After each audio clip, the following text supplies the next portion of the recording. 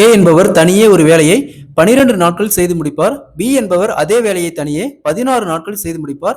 C என்பவர் தனியே அதே வேலையை 24 நாட்கள் செய்து முடிப்பார் எனில் ஏ மற்றும் பி மற்றும் சி மூவரும் இணைந்து எத்தனை நாட்கள் செய்து முடிப்பார்னு கேட்குறாங்க. டைம் அண்ட் ஒர்க்கில் இந்த மாடல் சம் கேட்டாங்களா? ஃபர்ஸ்ட் ஏ 12 நாள், பி 16 நாள், சி 24 நாள்.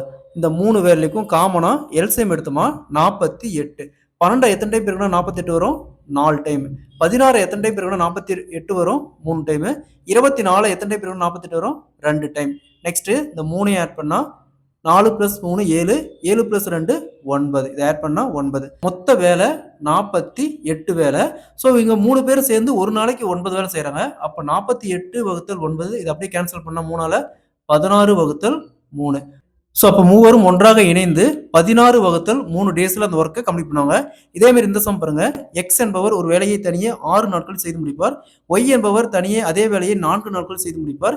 இஜெட் என்பவர் தனியே அதே வேலையை 12 நாட்கள் செய்து முடிப்பார் எனில் மூவரும் ஒன்றாக இணைந்து எத்தனை நாட்கள் செய்து முடிப்பார்னு கேட்குறாங்க. இதேமாரி இந்த சம்ம சால்வ் பண்ணிக்கிற ஆன்சரை கமெண்ட்ல போடுங்க.